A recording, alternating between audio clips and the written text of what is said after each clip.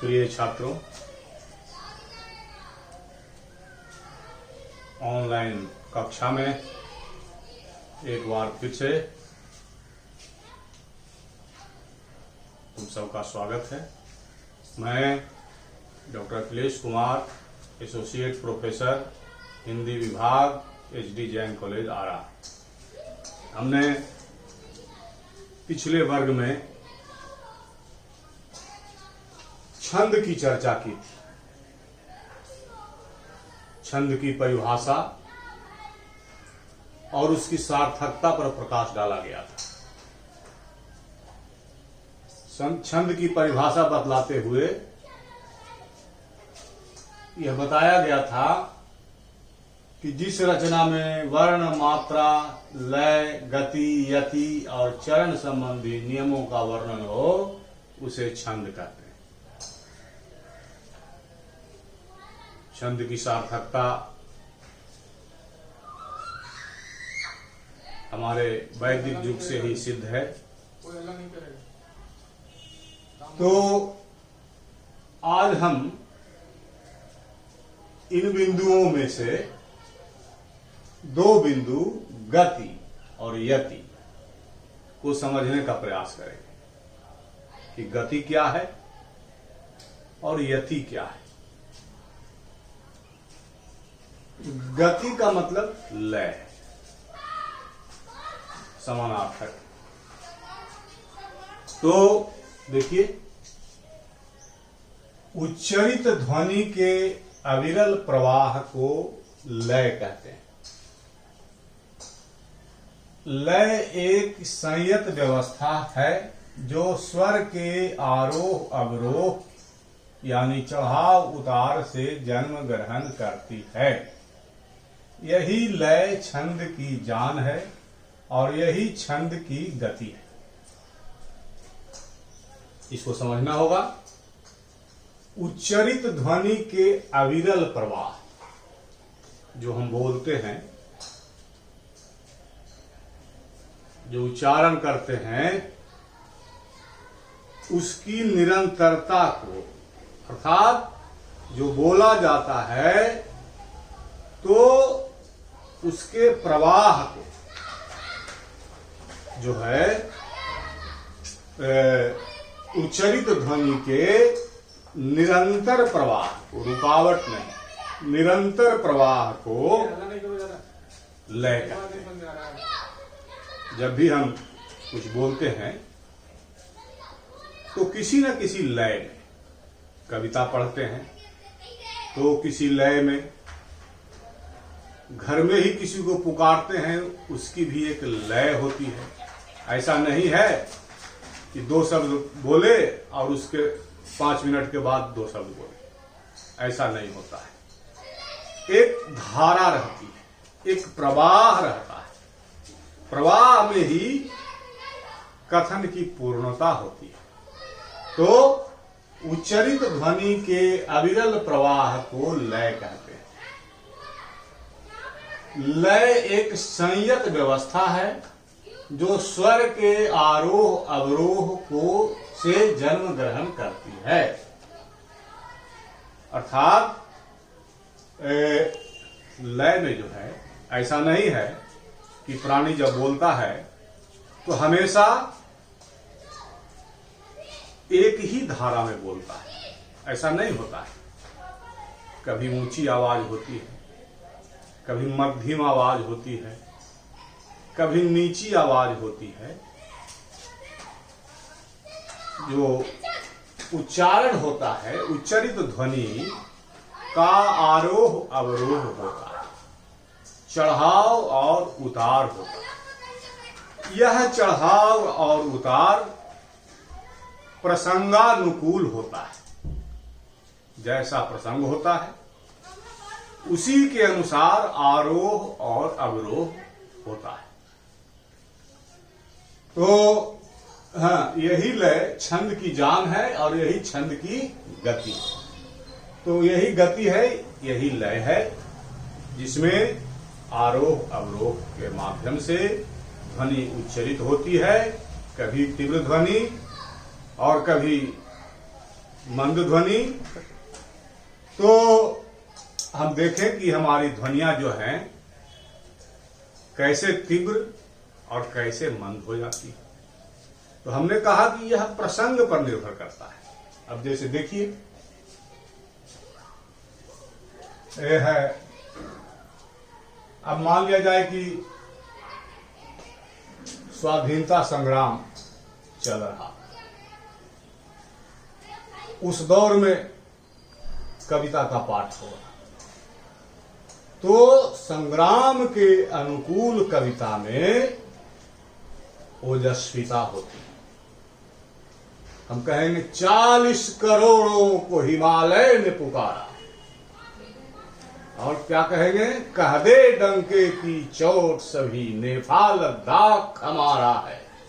तो इसमें स्वर में तीव्रता आती है, चढ़ाव आता है, चूंकि प्रसंग ही ऐसा है, युद्ध का मामला है, विपक्षी से लड़ना है, हमारे अंदर ओज का संचार नहीं होगा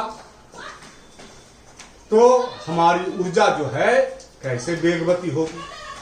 तो स्वाधीनता के प्रसंग में स्वर जो है वह तीव्र हो जाता है। अच्छा, लेकिन अब कोई मांगलिक कार्य हो रहा हो, शादी विवाह का माहौल, तो वहां तीव्रता काम नहीं करती। वहां चूंकि वह मिलन की घड़ी है, मिलन की स्थिति होती है, वह माधुर्य का क्षण होता है, इसलिए सहनाई बजती, और सहनाई का स्वर मंद होता है, मधुर होता है,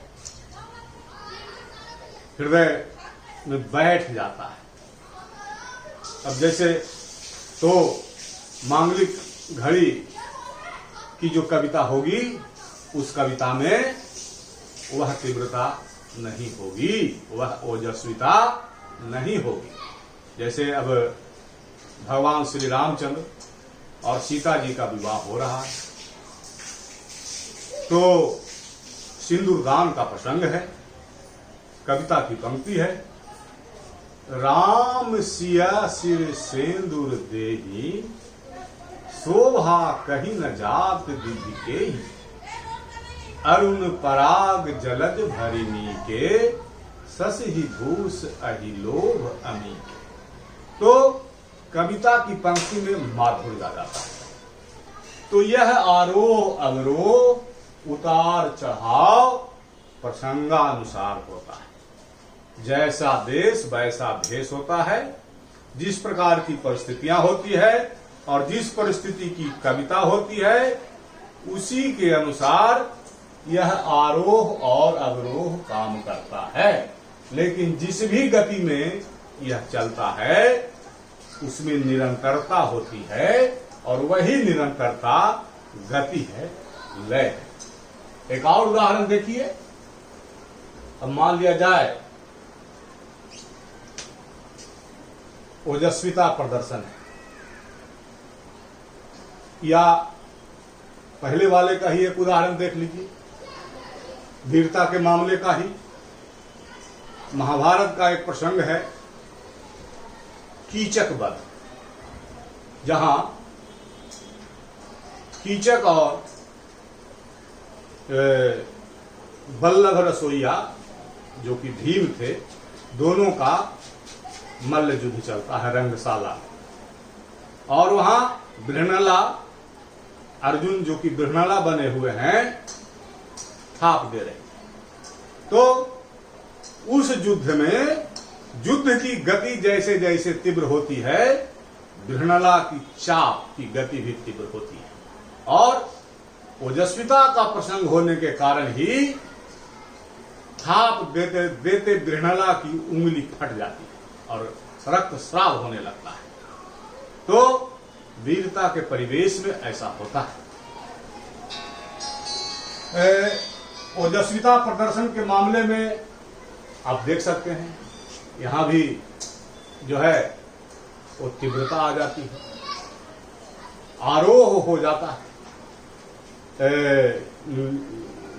भाषा तीव्र हो जाती है। महाभारत का ही प्रसंग है, देखिए भगवान कृष्ण शांति का प्रस्ताव लेकर हस्तिनापुर गए थे।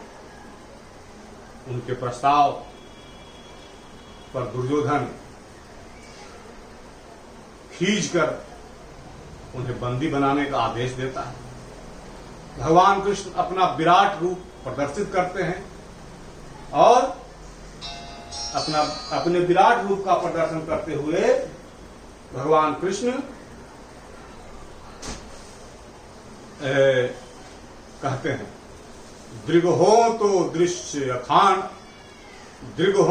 दृश्य अखंड देख, मुझमें सारा ब्रह्मांड देख, यह देख जगत का आदि सृजन, यह देख महाभारत कारण। तो यहां वाणी में ओजस्विता आ जाती है, भाषा तल्ख हो जाती है, तीखी हो जाती है। लेकिन उस प्रसंग को याद किया जाए जब कर्ण का वध हो जाता है और अर्जुन का प्रतिद्वंदी कर्ण, जिसे अर्जुन सूत पुत्र कहते हुए नहीं थकते थे, भगवान कृष्ण कर्ण के निधन पर सम्मान प्रदर्शित करते हुए कहते हैं। वहां भाषा देखिए मधुर हो जाती है। हृदय का निष्कपट पावन क्रिया का, दलित तारक समुद्धारक क्रिया का, बड़ा बेजोड़ दानी था सदै था, युधिष्ठिर कर्ण का अद्भुत हृदय था। तो कुछ उदाहरण दिए गए। यह है आरोह अवरोह, चढ़ाव उतार, ध्वनियां कैसे चढ़ती हैं और कैसे उतरती हैं। चढ़ने के प्रसंग में ध्वनियां चढ़ती हैं और उतार के प्रसंग में ध्वनियां उतरती हैं। तो यह है आरोह अवरोह। अब देखिए, काव्य रचना में गति की निरंतरता आवश्यक है। बीच में व्यवधान होने का मतलब है, गति टूटने का मतलब है कविता की विफलता, उस कवि की असफलता। कभी भी गति का भंग नहीं होना चाहिए। गति भंग होने से काव्य पाठ का मजा जो है वह किरकिरा हो जाता है। तो ये काव्य कौशल की प्रथम कसौटी है गति अर्थात लय।